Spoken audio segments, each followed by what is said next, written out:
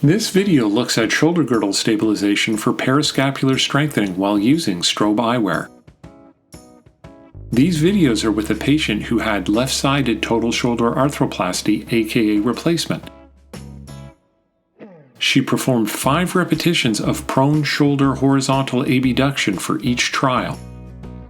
The difference in range of motion between trials 1 and 2 was 13 degrees. That's a very noticeable difference.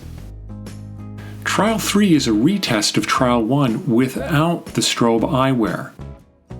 If you are thinking the range of motion will continue to improve as a result of warming up the muscles or the body getting used to the movement, you are wrong.